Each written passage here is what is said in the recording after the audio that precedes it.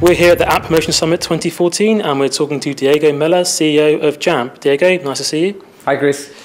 Can you first just give us a little overview of what Jampp does and what services you offer to app developers and marketers? Sure. So Jampp is an app promotion platform. We basically help anybody out there that has apps drive traffic to those apps. We have two very basic products. One is app marketing, so app installs. The other one is app re-engagement. The problem we solve is basically try to get a combination of volume and quality in traffic for our advertisers. We help them optimize, we help them find the right sources, and we track everything from the banner all the way to what people are doing inside the app. So we're tracking if it's an e-commerce app, if they're spending money on it, if it's a taxi app, if they're booking cabs, and so on. And we use that information all the way back to the source to optimize the advertising. Great, so, and today you're talking a bit about retargeting. Yeah, so can you talk a bit more in depth about that? Sure. And what it is? So one thing I say about retargeting all the time is that everybody's talking about retargeting, nobody's doing it. So it's a bit like flossing. People say you should do it, nobody's actually flossing. It's the same with retargeting. The problem with retargeting on mobile is that it carries a few technological challenges that are more on the side of the advertiser and not so much on the side of the supplier. So to be able to do proper retargeting with your app, you have to be doing a number of things, which I'm talking about in my presentation, and that's basically keeping track of events and matching those events to specific segments of your audience so that you can then target those segments, show them custom ads targeted to those segments, and then you can bring those people back to your app. What I feel is that where mobile app marketing is now is the equivalent to where web marketing was 15 years ago. If you think about it, when you click on a banner that takes you to an app, it always takes you to the homepage of that app. So imagine if on web marketing, every time you click on an advert, it would take you to the homepage of that website. It's very inefficient.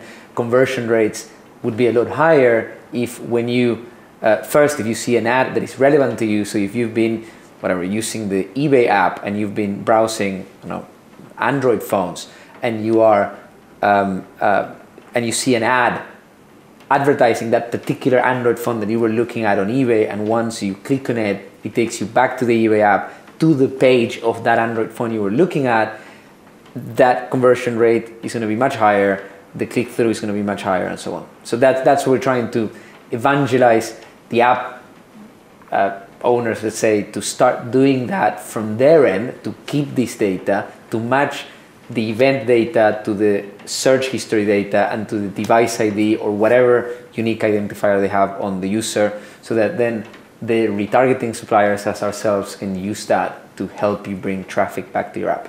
And is that a message that's quite hard to convey to developers, or are they quite receptive to it? The problem is that it's not in their main priorities, and the problem, and one of the things I talk about in my presentation, is that the earlier you do it, the better, because then you start gathering information that you can action later.